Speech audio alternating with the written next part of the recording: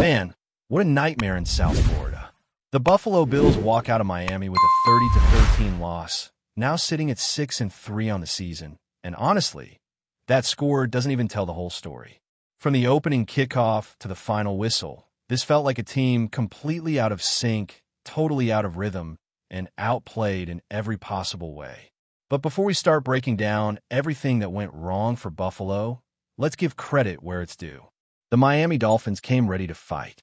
A 2-7 team dealing with front office chaos, missing key starters, trading away one of their best defenders just days before the game. And somehow, they still came out and punched the Bills right in the mouth. You look at this matchup on paper, and it's supposed to be an easy win for Buffalo. Miami's offense has been inconsistent. Their defense has holes everywhere. Their coach has been roasted all season long, and yet they walked into this game with nothing to lose and played like it. They were aggressive, creative, and confident, while the Bills looked like they expected to just show up and win. And that, right there, is how you get embarrassed by a team that was sitting at the bottom of the standings. From the very first drive, you could sense something was off. Buffalo gets an early turnover, the perfect chance to set the tone, and you think, all right, here we go. Easy start. This is about to be a comfortable win. But instead of capitalizing, the offense goes 3 and out. Just like that, all the momentum they could have built evaporates. And what happens next? Miami marches down the field. 12 plays, 92 yards, and eats up 7.5 minutes of game time to score. Suddenly, you realize this is not going to be the afternoon anyone in Buffalo expected. The Bills' offense never found its groove. Every drive felt like a grind, like pulling teeth. There was no rhythm, no tempo, no spark. The first half alone was a compilation of missed chances, bad play calls, and ugly execution. 4th and 1 early in the game, and you're the heavy favorite. Go for it, right? Show some aggression, make a statement. Instead, the Bills punt, and you could almost feel the air leaving the sideline after that decision. The Dolphins took that gift and turned it into points, and it set the tone for the rest of the day. Drive after drive, Buffalo kept shooting itself in the foot. 3 and outs, missed throws, dropped passes, and the kind of turnovers that just rip your heart out. A fumble from James Cook in prime scoring position. A Josh Allen interception in the red zone. Another Allen fumble at midfield, right when it looked like the offense might finally be waking up. It was one self-inflicted wound after another. You could almost see the frustration on the players' faces every time they jogged off the field. And let's talk about that decision right before halftime. You're down 16-0, you've got timeouts, you've got one of the most talented quarterbacks in the league, and what do you do on 3rd and 5? You hand the ball off, play it safe, and go to the locker room waving the white flag. That's not the mentality of contender. That's the mentality of a team hoping not to make it worse. And that kind of cautious football just doesn't work when you're supposed to be among the elite. Coming out of halftime, you expect adjustments, you expect fire, you expect urgency. But instead, the Bills put together a 14-play drive that eats up 9 minutes, and they come away with nothing. 9 minutes gone, 0 points. Josh Allen throws a brutal interception from the 5-yard line, and you could feel the frustration boiling over. That was the moment the game slipped completely away. Buffalo finally managed to get a touchdown late in the 3rd quarter, a beautiful deep strike from Allen to Keon Coleman for 35 yards. It gave the fans a spark of hope, a reason to believe maybe, just maybe, they could claw their way back. But that hope didn't last long. Moments later, another turnover. Allen fumbles on a short yardage sneak. Miami scoops up the opportunity, scores again, and that was it. 23-6, game effectively over. The Bills never recovered. What makes this loss sting even more is how completely avoidable it was. Miami wasn't healthy. They were missing key starters on both sides of the ball. They had practice squad guys lining up at cornerback and on the defensive line. And still, Buffalo made them look like a playoff-caliber defense. The Dolphins had energy, they had attitude, and they played loose. The Bills, on the other hand, looked tight, confused, and slow. Everything about their offense felt forced. No flow, no chemistry, no identity. And look, it's not all on Josh Allen, but it's hard not to notice that he's just not himself right now. He looks hesitant, uncomfortable, unsure of what he's seeing. The pressure is getting to him. The turnovers are piling up, and you can tell the trust between him and his receivers isn't there. He's holding onto the ball too long, forcing throws, trying to make something out of nothing because, frankly, the guys around him aren't stepping up. When your best tight end, Dalton Kincaid, goes down with an injury, it only gets worse. This offense just doesn't scare anyone anymore. Defenses don't have to double anyone. They can rush for, sit back in zone, and wait for Buffalo to make a mistake. And that's exactly what Miami did. Over and over, they baited Allen into tough situations and took advantage of Buffalo's lack of discipline. You could see it in the body language. The frustration, the confusion, the sense that no one had answers. And the play calling? Don't even get me started. The creativity is gone. The urgency is gone. It's like this offense has forgotten what made it special. Where's the tempo, the motion, the unpredictability? Everything feels static. The short yardage calls were a disaster. The tush-push attempt that turned into chaos was the perfect example. It's one thing to have a bad day. It's another thing to look unprepared.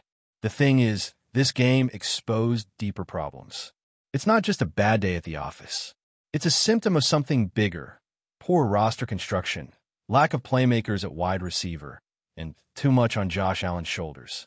He's being asked to do everything, to be the savior every week, and that's not sustainable.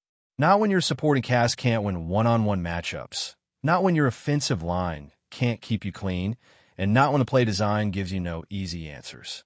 Buffalo fans have seen this story before. It's eerily similar to that loss against the Jaguars a few seasons back. An overconfident team walking into a trap game and getting embarrassed. And just like then, this one's going to leave a mark. The Bills will take all kinds of heat for this performance, and honestly, they deserve it. You can't come into a game as heavy favorites against a team that's been struggling all season and play with that little effort, that little focus, and expect anything but criticism.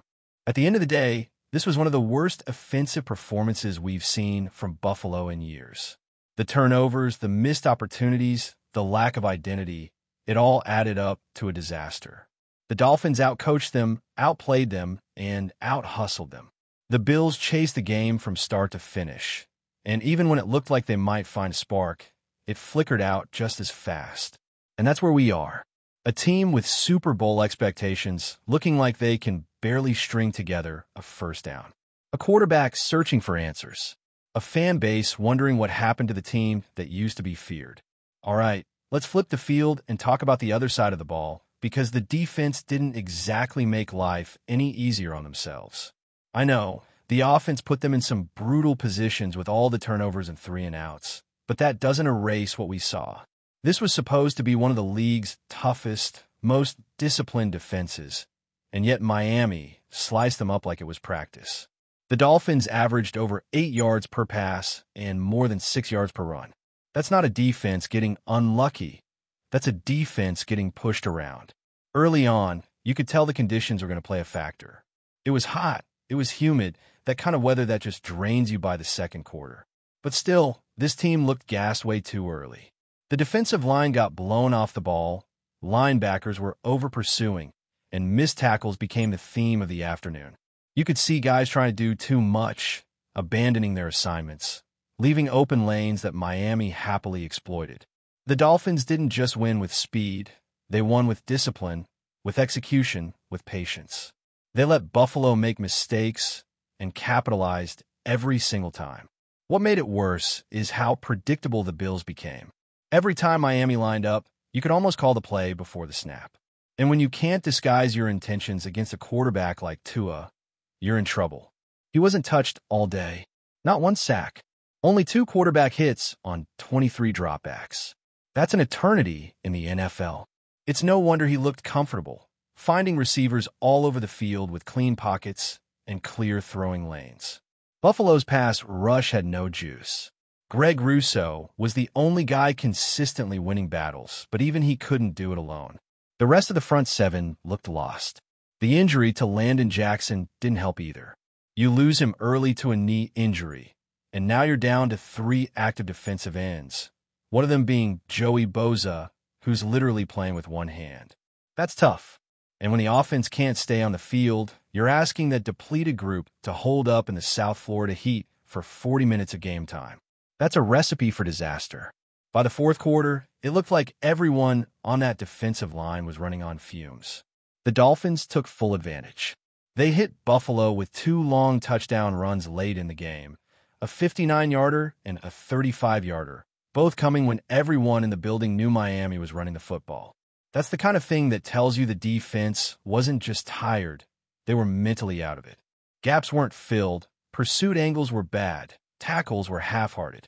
It was like watching a unit that had completely lost its confidence. In that second level, the linebackers especially looked like they were in quicksand.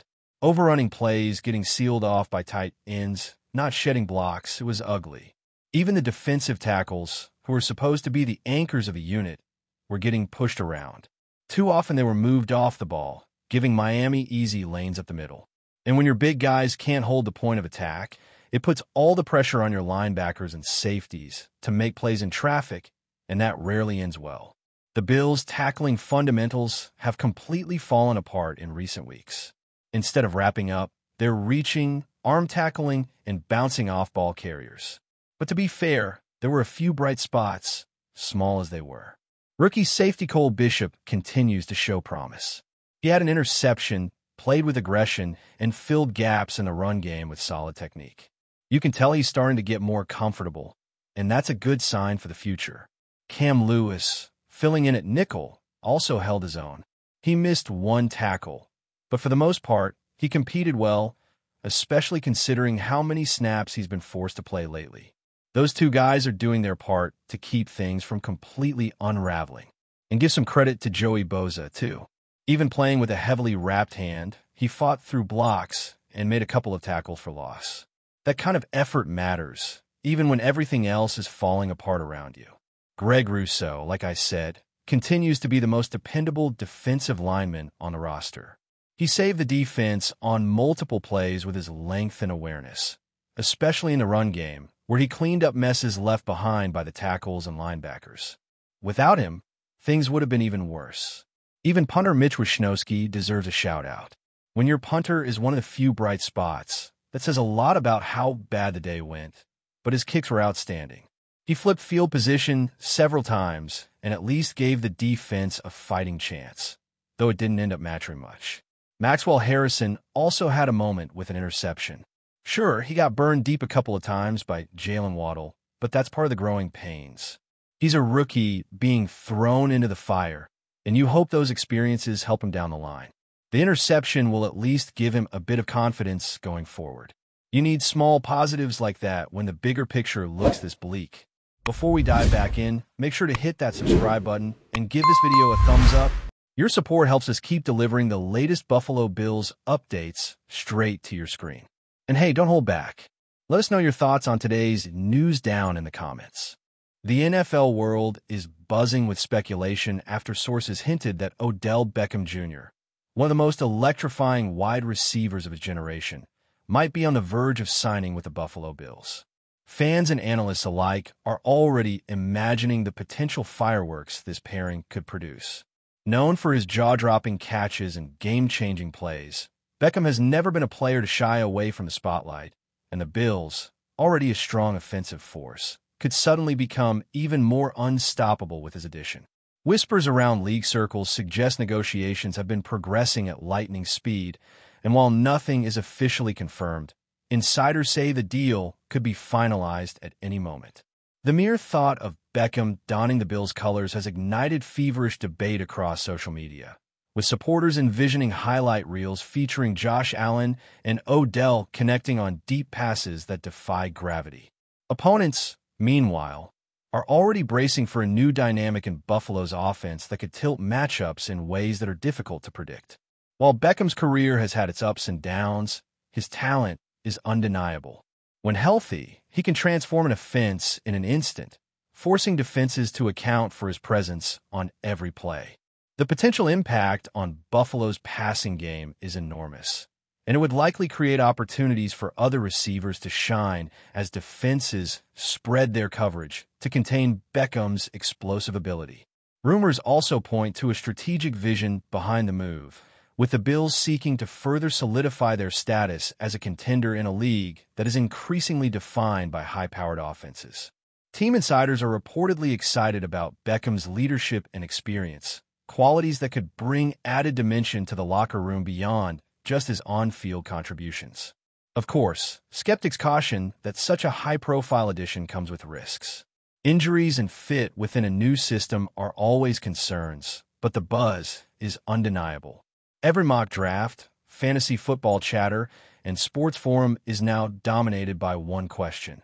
Could Odell Beckham Jr. actually light up the NFL again, this time in Buffalo?